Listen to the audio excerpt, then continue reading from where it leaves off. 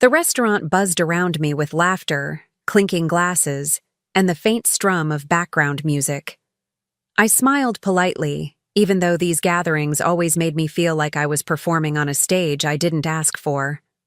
My fingers toyed with the stem of my wine glass, the coolness anchoring me. David was in his element, cracking jokes, making everyone laugh. For a fleeting second I thought, maybe tonight will be easy. But life has a way of pulling the rug when you least expect it. Then Sophie leaned in, her lips curling into that smug smirk that always hinted at something cruel. She raised her voice just enough to make sure the whole table caught every word. "You know, David promised me he'd leave you soon." The words didn't just hit me, they ripped through me. I froze, my grip on the glass so tight I feared it might shatter. Gasps circled the table, forks hovered midair, and in that instant, the entire night changed. I blinked hard, fighting the sudden sting in my eyes. "Excuse me? What did you just say?" My voice was calm, but inside, my heart was thundering so violently it made my chest ache. David nearly choked on his drink, his face flushed with panic. "Sophie, shut up, that's not—" But she cut him off, louder this time, almost triumphant. "Oh, don't play dumb, David. You told me she was just temporary." The silence that followed was suffocating, as though the entire room had stopped breathing with me. Heat rushed to my face, but I refused to give Sophie the satisfaction of seeing me crumble. I steadied my breath, lifted my chin, and forced my hand to loosen around the glass before it betrayed me. The laughter and chatter that had filled the room seconds ago were gone, replaced by an oppressive silence that pressed against my chest. I could feel eyes darting between us, pity dripping from their stares like poison I didn't ask for. David reached for my arm, his fingers trembling, but I pulled back before his touch could brand me with shame. "Kate, it's not what she's saying," he stammered, his voice cracking under the weight of his own lies. My lips curled into something that wasn't quite a smile, wasn't quite a snarl. "Not what she's saying?" I repeated, tasting bitterness on my tongue. She seemed awfully confident, David. Every syllable sliced sharper than a knife. I could see Sophie basking in the chaos she'd unleashed, her smirk widening as if she had finally stolen center stage. The humiliation burned hot under my skin, but beneath it, something colder began to stir, something steadier, stronger. I knew if I stayed a second longer, tears would betray me. So I slid my chair back, smoothed my dress, and forced my voice into a steady, almost graceful tone. "Excuse me," I said to the table, my dignity intact though my heart was breaking. I left them there, but my fury followed me out the door. The cool night air slapped my face as I stepped outside, a harsh contrast to the suffocating heat inside that dining room. My heels clicked against the pavement, each step a battle between rage and restraint. I wanted to scream, to crumble, to demand answers right there in front of everyone. But no, humiliation had been Sophie's stage, not mine. My performance would come later, behind closed doors, where David wouldn't have an audience to shield him. I sat in the car for a long moment, gripping the steering wheel as though it could anchor me. My reflection in the rearview mirror startled me.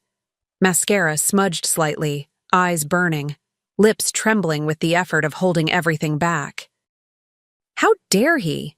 How dare he promise another woman my absence, as if I were some piece of furniture he could replace when it no longer matched the decor of his life?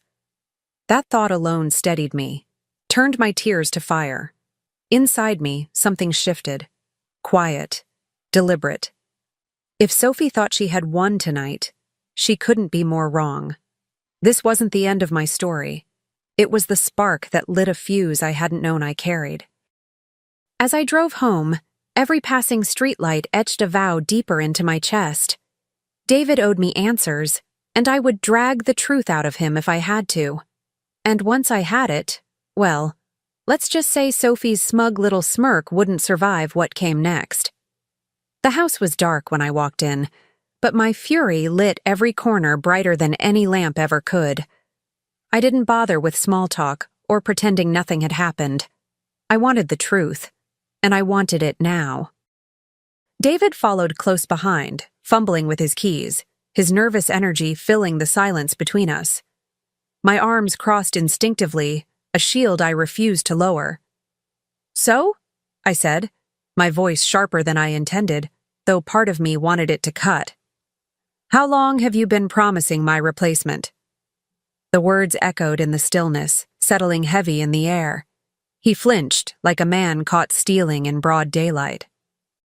His hands went up defensively, as if surrendering would erase what Sophie had spilled so carelessly.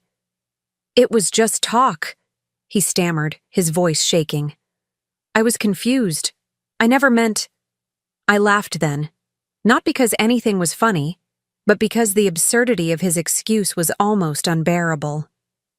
"Don't insult me with lies, David. She knew too much. She said it with confidence. You fed her that hope." My voice was steady now, almost too calm, which seemed to rattle him even more. David's eyes darted around the room, searching for an escape, but there was nowhere to run. "Kate, please," he whispered, stepping closer, his voice breaking like glass under weight. "I still love you." That word, love, sounded like poison dripping from his tongue. My arms tightened across my chest, my nails digging into my skin, a reminder to myself not to crumble. "Love?" I repeated, letting the word hang there, heavy and hollow. "You loved the idea of me staying put, holding this house together while you rehearsed your future with her." His face twisted, caught between shame and panic, and for a moment, I almost pitied him. Almost. But pity is wasted on someone who sharpens knives behind your back while kissing your cheek. I watched him swallow hard, his Adam's apple bobbing like he was choking on his own lies.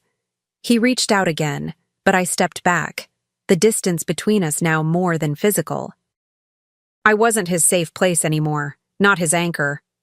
I was the storm gathering, and he could see it in my eyes. He stuttered something, some half-formed apology, but I raised a hand to silence him. The time for begging hadn't even begun.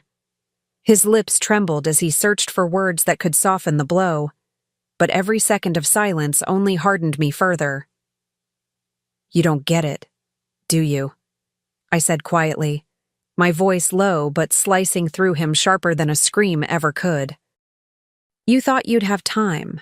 Time to juggle us both. Time to decide when I was no longer convenient. But that choice is no longer yours."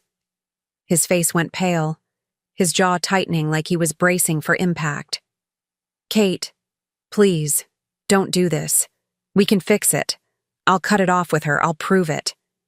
His desperation might have touched me once, but not anymore. I felt nothing but a cold clarity, the kind that doesn't waver. I tilted my head slightly, studying him like a stranger I'd outgrown. "No, David, you don't get to rewrite the ending. You already cast me aside in whispers to her." I stepped closer then, not in affection, but in finality. My voice carried an icy calm that froze him in place. "You wanted me temporary? Fine. But here's the twist. You're the one leaving." His eyes widened, panic swelling, but I didn't flinch.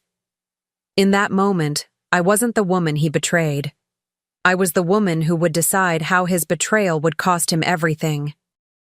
And though he didn't know it yet, the reckoning had only just begun. The next morning, the house felt colder, as if even the walls had recoiled from the night before. David moved around me cautiously, whispering useless words like sorry and mistake. But I tuned them out, my mind already working elsewhere.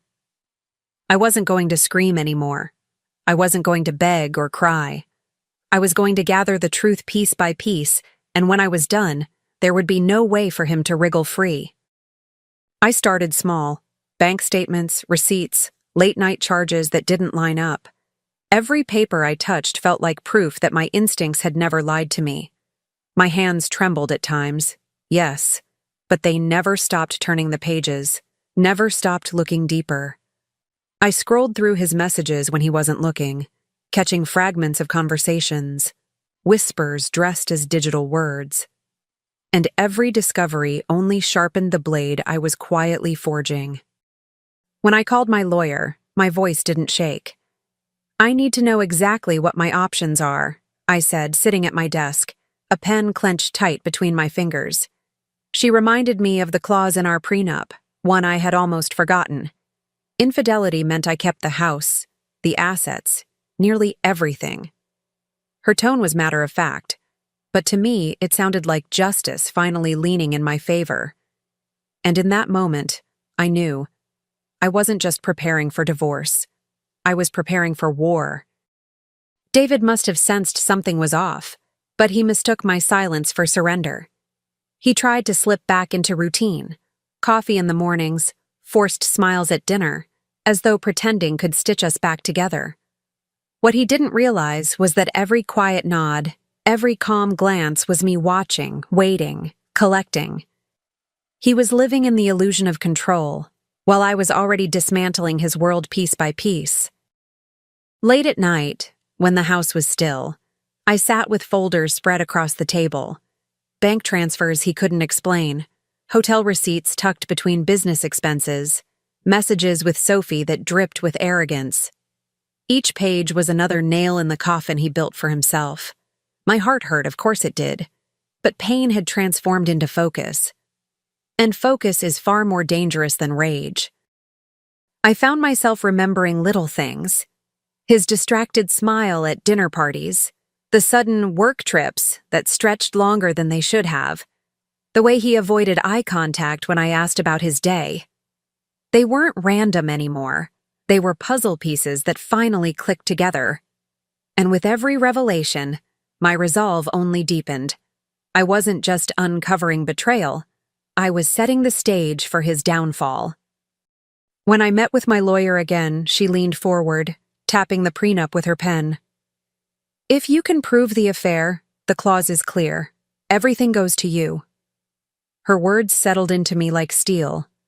I nodded, my voice steady, even colder than before.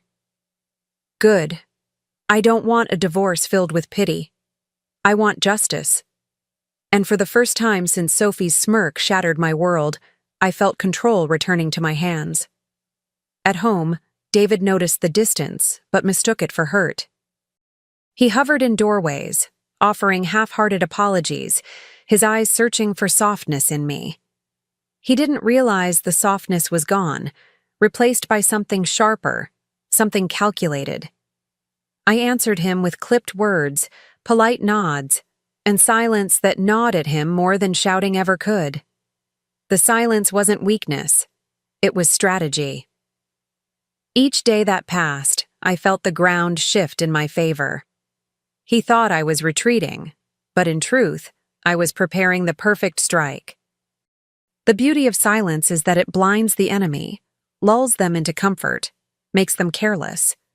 And David was careless, still feeding Sophie promises he didn't know I was already recording in my mind. Soon, I told myself, soon I would invite them both into the same room. And when I did, the stage would be mine. I chose the night carefully, framing it as a gesture of peace. "Let's sit down, all of us," I told David, my voice measured, almost tender. He looked relieved, desperate to believe I was softening. Sophie, on the other hand, practically leapt at the invitation. She thought she'd won already, that this dinner was her coronation. Neither of them realized they were walking straight into my theater, where I alone would direct the scene. I set the table with care, candles glowing just enough to soften the edges, wine poured generously, the air thick with false intimacy. David fidgeted across from me, tugging at his collar. Sophie arrived in a cloud of perfume, too sweet, too loud, the kind of scent that tried to claim space it didn't deserve. She smiled at me, smug and certain, but I met her with a smile of my own, one sharpened at the edges. When we sat down, I pressed record on my phone, hidden just beneath the napkin at my side. My heart pounded, but my face betrayed nothing. I leaned toward Sophie, my voice honeyed, smooth. So, Sophie, do you still believe David will leave me for you? Her smirk widened, careless, eager to gloat. Of course, she said, her tone dripping with arrogance. He told me himself, your marriage is done. He just needed time. And in that moment, I knew the trap had sprung perfectly. David's head snapped toward her, panic written all over his face. Sophie, stop it. You're making it worse. His voice cracked like glass under pressure. He reached across the table, but his hands shook too much to steady himself. Sophie laughed lightly, dismissing his desperation. Oh, come on, David. Don't act like you didn't say it. You told me you were done with her, that it was only a matter of time. I leaned back in my chair, letting their words hang heavy in the air. My heart was pounding so loudly I was sure they could hear it, but my expression stayed calm, almost serene. I shifted slightly, my finger brushing the phone's screen, confirming that every damning word was being captured. They were too busy unraveling to notice. When David turned to me, his eyes wide with dread, I tilted my head and spoke softly, almost kindly. Oh, she's not making it worse, I said, letting a slow smile curl across my lips. She's giving me exactly what I needed. Sophie froze mid-smirk, the color draining from her face as she realized her arrogance had just betrayed them both. David dropped his gaze, already defeated, though he hadn't yet seen just how deep the cut would go. The silence that followed was thick, almost suffocating, broken only by the faint crackle of the candle flames. Sophie fidgeted with her glass now, her confidence drained away, leaving her exposed. David tried to speak, but the words tangled in his throat. For once, I didn't rush to fill the quiet. I let it stretch, let it press down on them until their own guilt became unbearable. I folded my hands on the table, steady and deliberate, my eyes fixed on Sophie. You see, I said evenly, truth has a funny way of showing up when you least expect it. Her face blanched, her mouth opening and closing like she was scrambling for a script she hadn't rehearsed. David buried his face in his hands, his shoulders slumped with the weight of his own ruin. Inside, I felt a strange calm wash over me. Not relief, not joy, but something sharper. The evidence was mine now, sealed and undeniable. They thought tonight was about reconciliation, about me bending or breaking. But tonight was the night I wrote the ending on my terms, and as I blew out the candles one by one, I knew the next act wouldn't be played at this table. It would be at the door when David finally learned what it meant to be replaced. A few days later, the house no longer felt like his. Boxes lined the hallway, packed neatly with his shirts, his books, even the watch I once gave him that he had the nerve to wear on nights with her. Each item stacked outside the door felt like a piece of him being stripped away, exiled from the life he thought he controlled. I stood in the entryway, divorce papers in hand, my heartbeat steady. This was no longer grief, it was closure dressed in victory. When David walked in and saw the boxes, his face twisted into disbelief, then rage. "What the hell is this?" he shouted, his voice echoing through walls that no longer belonged to him. I didn't flinch. Instead, I held the papers out, my hand steady, my voice calm. Proof of your betrayal, our prenup clause, and a signed divorce agreement.